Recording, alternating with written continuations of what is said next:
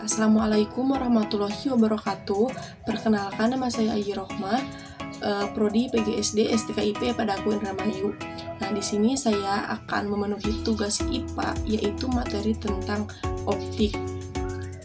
Nah, untuk judul praktikum saya kali ini yaitu tentang pembentukan bayangan pada cermin datar. Nah, tujuan dilakukannya praktikum kali ini yang pertama yaitu untuk mengetahui jumlah bayangan yang terbentuk pada cermin datar dengan besar sudut tertentu. Nah, tujuan yang kedua untuk mengetahui pengaruh besar sudut terhadap jumlah bayangan yang terbentuk pada cermin datar.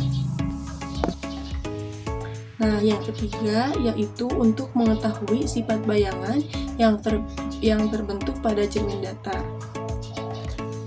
Oke semuanya, sebelum kita mulai kita siapkan dulu dan bahannya.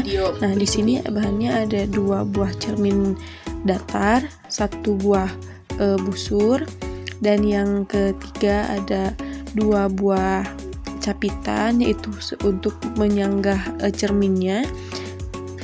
Dan yang keempat ada 1 buah benda. Nah, di sini saya bendanya pakai selotip. Kalau kalian bebas mau pakai apa aja bebas ya.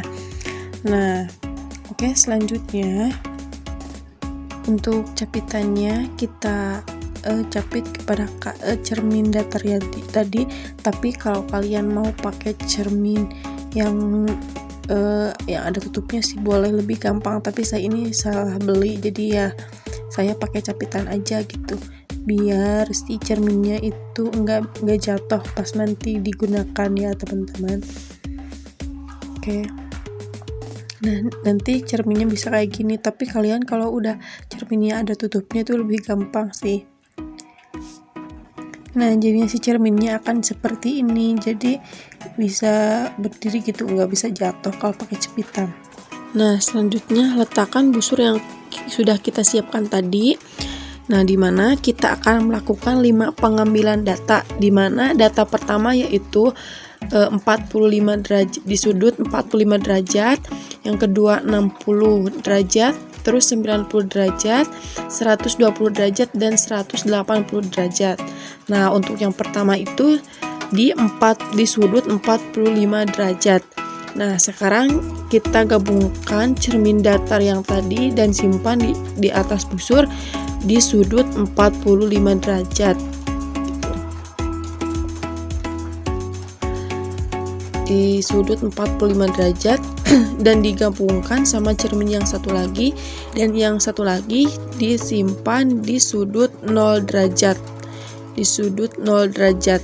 Nah, sampai membentuk kurang lebih seperti ini ya teman-teman.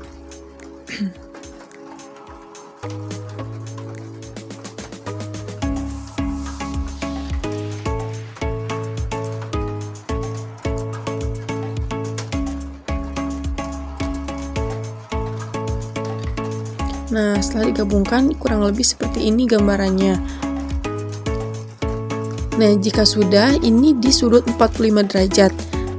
Nah, setelah itu benda yang akan kita amati tadi kita letakkan pada bagian tengah di antara kedua cermin tersebut.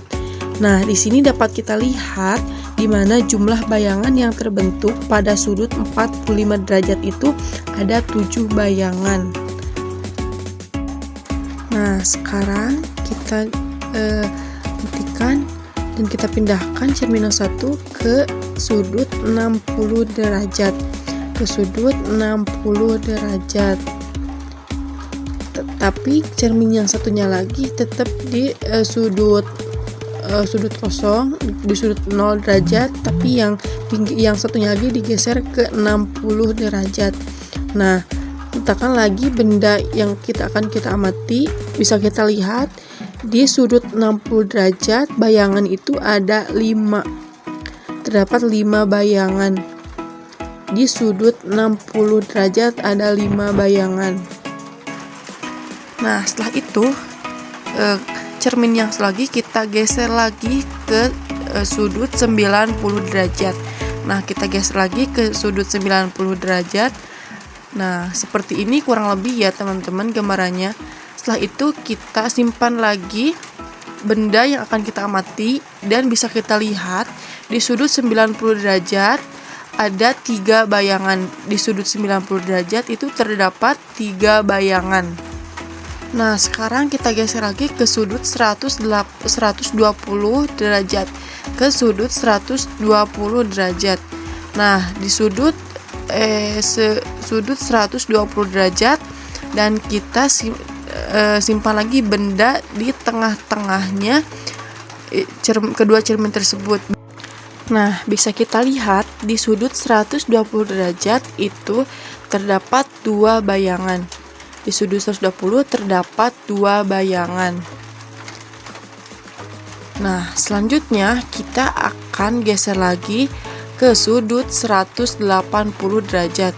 Nah, yang terakhir kita akan geser lagi ke sudut 180 derajat. Nah, untuk posisi cerminnya itu akan sejajar dengan cermin yang satunya. Kita letakkan lagi dan kita bisa lihat bisa kita amati hanya terdapat 1 bayangan benda saja.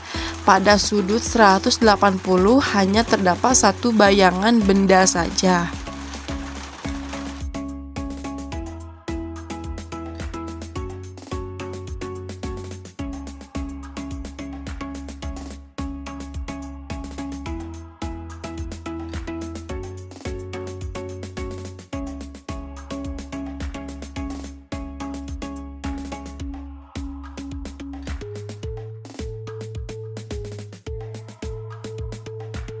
Kesimpulannya, jadi besar sudut berpengaruh terhadap jumlah bayangan yang terbentuk, di mana besar sudut berbanding terbalik dengan jumlah bayangan yang terbentuk.